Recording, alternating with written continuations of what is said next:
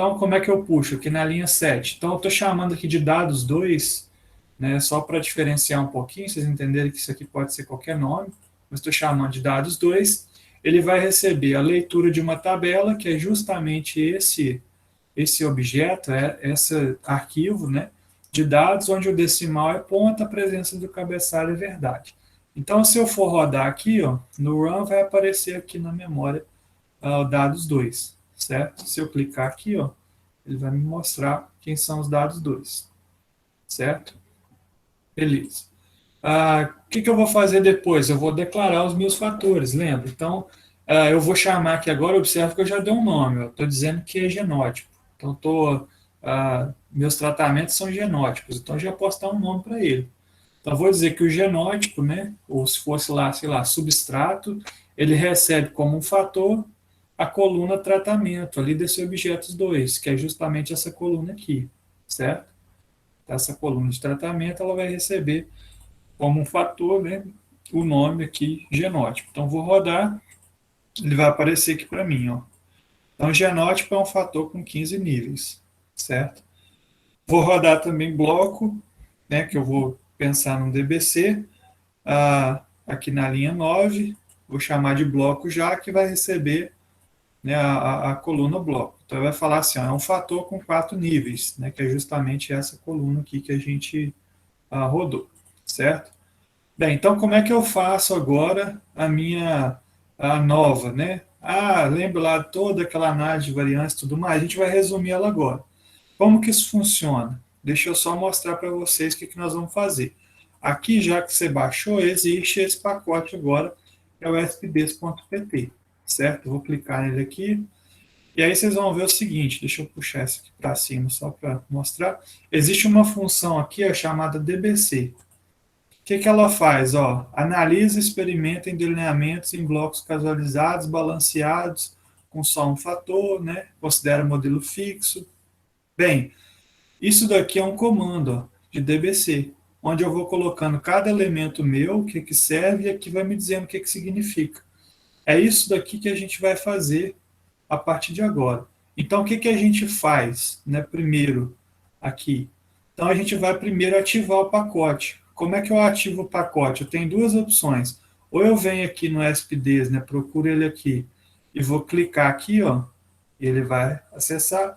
Ou então eu vou digitar aqui na linha 12, ó, library, que é para buscar para mim, né, na biblioteca, o pacote espds.pt, ele até aparece aqui, eu dou uma clicada nele, tenho que rodar essa linha, né, e ele vai ativar para mim, certo? Ele está ativado. Por que eu preciso ativar? Porque senão eu vou rodar esse comando dbc e vai falar assim, ó, não sei o que é dbc, certo? Então ele precisa estar ativado esse pacotezinho. Então, rodem essa linha ou marquem lá, e aí vocês vão ver que aqui na linha 14 a gente vai dar um comando, ó. Então, deixa eu pegar o DBC. Observa como é que é o comando de DBC, ó. O primeiro elemento que ele está chamando, então eu chamo DBC, abro parênteses, ó. Esse é o comando, né? Eu estou copiando daqui. O primeiro elemento é o meu tratamento, ó. Vetor numérico complexo contendo os tratamentos. Quem que é meu tratamento? É esse fator que eu estou chamando aqui de genótipo, certo? Então, estou dizendo para ele, ó, genótipo é o meu tratamento. Coloquei uma vírgula. Segundo fator, já que é DBC, eu tenho que informar qual é o vetor de blocos, né? Então, vetor numérico contendo os blocos. Então, eu chamei aqui já o fator de bloco, coloquei aqui o nome, certo? O terceiro é a sua resposta, né? O vetor numérico complexo contendo a variável resposta. Então, eu estou colocando lá no dados 2, que é o meu objeto, estou pegando a coluna de número de folhas, que é essa daqui, certo? Então, eu estou aqui, ó. Aí aqui existe um outro fator, né? Qualitativo. Então é lógico se, né, esse padrão que os tratamentos são entendidos como qualitativos. Aí vocês lembram que eu comentei lá na primeira vez que se a sua variável classificatória ela é qualitativa, você vai fazer teste de comparação de médias. E se ela é quantitativa, ou seja, se ela é doses, você vai fazer uma análise de regressão. É aqui que a gente vai informar para o comando se depois que ele fizer o teste F, se ele encontrando diferença significativa, se a gente quer que ele faça uma comparação de médias ou se a gente quer que ele faça uma regressão. Então, simplesmente, se eu vier aqui, esse true aqui, eu mudar ele para false, ele vai fazer para mim uma análise de regressão. A gente vai ver isso amanhã, né? Mas por hora, eu colocando aqui os tratamentos, ou seja, que é verdade de que a variável classificatória, meu tratamento, ele é qualitativo, ou seja, são classes, né? São genótipos, não são quantidades da mesma coisa, mas sim coisas diferentes. Ele vai entender que ele vai fazer um teste de comparação de média. Que teste é esse? Né? Tem um monte de coisa que eu posso colocar aqui, mas dentre os testes eu especifico aqui, ó, MComp, que é o teste de comparação, é o Means Compare, o teste de comparação de médias. Eu vou escrever para ele, eu quero que você faça para mim um teste Tukey, certo? E se eu colocar aqui na linha 14 e rodar, deixa eu só dar uma limpada aqui embaixo, vocês vão ver que ele vai soltar para mim uma série de coisas. Ó, eu vou esticar minha janela aqui só para mostrar para vocês. Ó. O que ele fez? Ó, vou subir cá em cima, onde ele começou. Então, ó, ele me mostra o comando que eu rodei, certo? Quadro de análise de variância, ele me mostra tratamento com grau de liberdade, soma de quadrado, quadrado médio, teste F, significância do teste F, certo? Coeficiente de variação, tá tudo aqui. Ó que bacana, ele já faz para mim, ó, teste de normalidade de resíduos. Já fez para mim um teste de Shapiro-Hill e já me falou, ó, de acordo com o teste de Shapiro-Hill, a 5% os resíduos podem ser considerados normais. Ele já falou para mim. Teste de homogeneidade e variância. De acordo com o teste, ó, ele fez Zone Matthews, lembra desse teste que a gente comentou? A 5% de significância, as variâncias podem ser consideradas homogêneas, certo? E aí ele fez o teste que eu pedi, que é o teste Tukey, ó. Então aqui na coluna, né, lógico que eles configuram um pouco, mas ele colocou tratamento para mim, ó, quais são os meus tratamentos, com as médias, né, e as letras, certo? Como é que elas ficariam. Então observa que numa única linha de comando, somente com essa linhazinha chamada DBC aqui, ó, eu já peguei e consegui fazer tudo isso que eu pretendia fazer. Rafael, e se minha análise fosse indique, qual que era a diferença? Bem, aí vocês vão ver aqui no ESP-Ds também que existe um comando chamado dict. E aí, se você clicar, qual que é a diferença? É a mesma coisa, só que ele não precisa especificar para ele quem é o bloco, porque o bloco já não é importante mais. Então, na linha 24 aqui, eu vou dizer, ó, dict, genótipo, já puxa a minha variável, não preciso dizer quem é o bloco, e eu vou rodar, certo? E aí ele vai rodar para mim como se fosse indique, fazendo a mesma coisa, certo? Observa que uma curiosidade, lógico que esse conjunto de dados é simulado, né?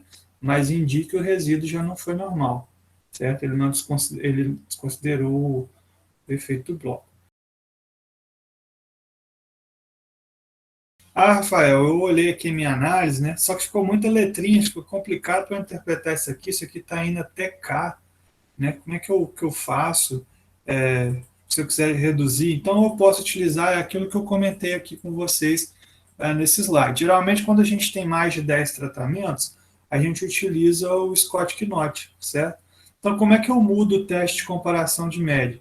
Observe o que eu vou fazer, eu vou pedir a mesma coisa e vou pedir ele, ó. Só que o teste de comparação de média eu posso escrever, né? Ou eu posso pedir o Scott-Knott. Rafael, como é que você sabe que para comparar as médias por Scott-Knott, eu coloco SK. Bem, se eu vier aqui, ó, na descrição do pacote, né, eu vou ver que aqui no MComp, ó, ele fala, ó, permite escolher o teste de comparação múltiplo. O default, né, o padrão, é o Tukey. Porém, eu posso usar LSD, tudo mais, ó, Scott-Knott, SK, certo? Então, tem uma série de coisas aqui que eu posso utilizar. Aí eu posso também definir a significância, eu quero que ele faz a 1%. Então é outra coisa que eu posso escrever. Ó. Significância a ser adotada pelo teste F na ANAVA, né, que é a expressão em português. Então é padrão a 5%, mas eu posso pôr 0,01 também. Então se eu rodar isso, deixa eu dar uma limpada aqui, a gente vai ver que ele faz a mesma coisa, porém aqui embaixo ele já vai e dá somente uma letrinha aqui, certo? Para cada tratamento. A única coisa que eu vou mudar aqui é o nome do teste, comparação de média. Então eu vou rodar, certo? Aí ele vai fazer para mim lá no final um Duncan.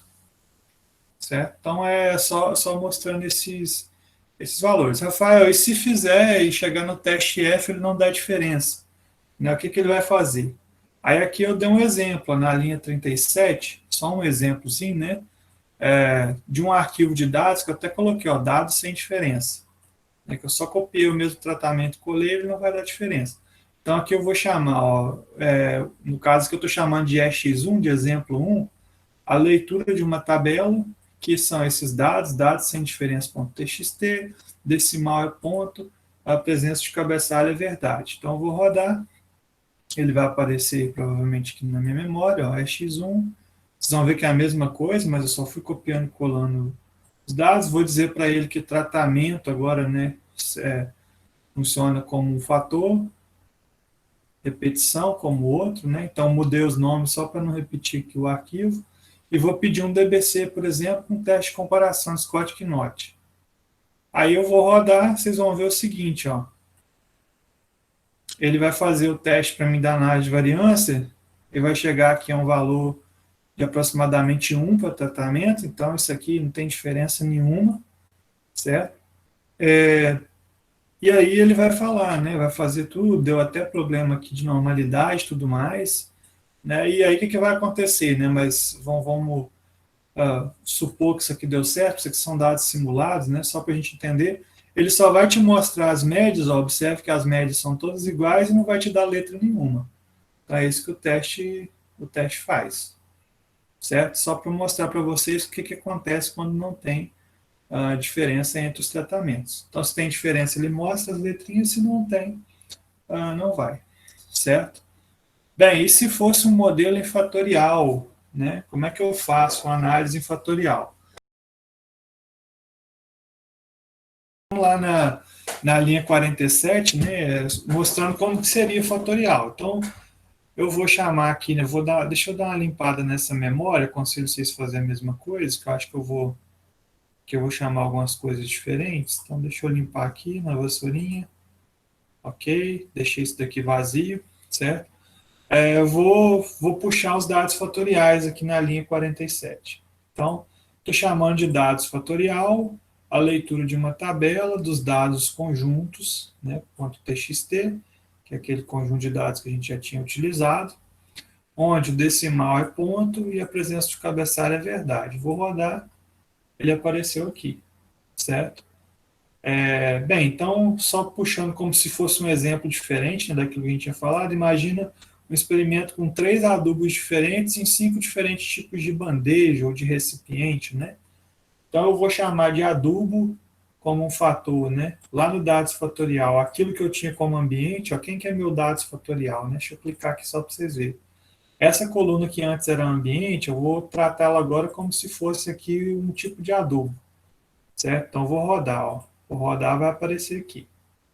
A coluna que está como tratamento aqui, ó, vou chamar ela de bandeja. Então, estou colocando bandeja, recebe como um fator, lá no meu objeto dados fatorial, a minha coluna que está com o nome de trat, certo? E vai aparecer aqui, bandeja é um fator com 5 níveis, certo? E como repetição, né, eu vou chamar a minha coluna de repetições que está ali. Então, declarei os meus fatores. Como é que eu faço agora para pedir um fatorial? Bem, eu tenho um fatorial duplo, porque eu tenho 2 fatores, que é adubo e bandeja. Como é que eu faço um fatorial duplo? Bem, o FDS tem isso também. Então, vou voltar aqui, ó, lá no pacote spds.pt, a gente vai ver que existe um comando aqui, ó, chamado fet2.dbc. Cuidado para vocês não clicar no fet2ad.dbc, sim no fet2.dbc, que é justamente, ó, analisa experimentos em fatorial duplo em delineamento em blocos casualizados balanceados. Tem o FET2.dic também, certo? E aí o que, que acontece? Ó, como é que é a linha de comando dele? Então eu vou declarar, ó, fator 1, fator 2, bloco e a minha variável resposta. Aí na hora de dizer se é qualitativo, eu tenho que dizer, ó, conjunto, porque são 2 fatores. Então é verdade para o primeiro e é verdade para o segundo, certo? Então é mais ou menos isso que a gente fez aqui, ó, na linha 53. Então eu estou dizendo para ele, o primeiro fator é adubo, o segundo fator é bandeja, quem que é meu bloco, né? São as minhas repetições, que é esse fator aqui, quem que eu quero analisar? Ó, é o número de folhas, essa coluna, o número de folhas aqui, ó, que está aqui nesse objeto dados fatorial, certo? E esses tratamentos, né, tanto o fator A quanto o fator B, eles são qualitativos? São. Então, eu posso colocar aqui, ó, true, aqui está false, provavelmente um de vocês muda aí para mim, por favor, também para true, certo? Esses são os dois qualitativos. E eu quero que ele compare pelo Tukey, né? E eu posso dar nome aos fatores, porque senão ele vai sair assim, fator 1, fator 2. Então eu coloco esse comando, ó, fac.names. Quais que são os nomes? É um conjunto, né, de nomes, então o primeiro é adubo, o segundo é bandeja. Então tem alguns elementos a mais que eu posso adicionar, certo? Rafael, e se eu deixasse isso aqui como falso? Bem, você poderia deixar como falso, o que ele faria? Se tivesse um desdobramento dentro, ele ia fazer uma regressão dentro de uma comparação de média, mas nós não vamos ficar complicando nossa vida aqui. É só para vocês entenderem. Então, muda isso aqui para mim, o de vocês estava falso, vocês colocam true, por favor, aqui. Verdade, né? Vocês desculpa a pronúncia do inglês aí. Meu inglês é bem brasileiro aminerado, né? Então, vamos lá. Se eu rodar isso daqui, deixa eu dar uma limpada aqui embaixo. Vou rodar essa linha 53. Aí eu vou esticar aqui agora, que aqui ele fez uma série de coisas. Nós vamos lá em cima agora. Então, o que, que vai acontecer aqui? Ó? Então, ele descreveu para mim. Fator 1 é adubo, fator 2 é bandeja, foi o que eu descrevi para ele. E aí ele faz para mim a análise de variância. Então, ele saiu aqui, ó, bloco, adubo, bandeja, a interação adubo-bandeja, né? Se fosse ambiente genótipo, sairia então bloco, ambiente, genótipo, ambiente, né? E o resíduo. Esse grau de liberdade que nós estávamos conversando, ó, que ele tem que dar pelo menos 12 para a análise ser confiável, certo? Então, só puxando esse detalhe. Aqui ele dá o teste F e tudo mais. Faz para nós aqui a normalidade de resíduos, né? Nesse caso aqui, a homogeneidade de variância, ele já subentende que a gente fez de cada fator separado, então ele vai soltar só essa normalidade de resíduo. Ele faz para nós alguns desdobramentos, e aí ele vai falar, ó, dentro do adubo, né, ele vai desdobrar cada coisa. Então, adubo dentro do nível 1 de bandeja. Então, lá na bandeja do tipo 1, qual que é o melhor adubo? Aí ele vai me dizer, ó, tratamento 1, 2 e 3, ele vai me dar a média e a letra. O adubo do tipo 2, qual que é a melhor bandeja para ele? Ele vai comparar as 3 bandejas com o adubo 2. O adubo do tipo 3, qual que é a melhor bandeja? Ele vai comparar de novo, certo? E aí ele faz todo o desdobramento, né, disso. Depois ele desdobrou o que ele fez. Ele comparou os adubos dentro de cada bandeja. Agora ele vai comparar a bandeja dentro de cada adubo. Então ele vai fazer tudo isso aqui, ó, as comparações, lógico, a gente vai ter que organizar a tabela depois, né? Aí o que o Tarso estava falando. Era bom se ele já organizasse para a gente a tabela, né? Provavelmente existe pacote para isso, né? É questão da gente conseguir encontrar, estudar esses pacotes e ele já dá isso para a gente, certo? Avançando um pouco mais, se fosse indique, né? Lá na linha 66. Bem, se fosse indique, eu ia colocar fat2.dict, que é outro comando que existe aqui, né? Aqui no USPDs, então eu vou ver que tem fat2.dict. O que vai mudar aqui nesse caso? O que vai mudar é que a gente não precisa definir para ele quem é o bloco, né? Então, se eu rodar isso daqui também, deixa eu dar uma limpada aqui, eu vou rodar e ele vai fazer tudo para mim de novo, certo? O que vai mudar é que aqui na análise de variância aqui, né, ele não vai sair mais o fator bloco. Ele vai sair somente aqui adubo, bandeja, interação, né, e tudo mais, certo? Existe também, né, no ESP-DES, um comando, né, aqui que ele chama P2, que é parcela subdividida, né, duplo. Pode ser em DBC ou em DIC. Então vai ter aqui, ó, lá no P, cadê? P2. Tem DBC e tem DIC. O que vai acontecer?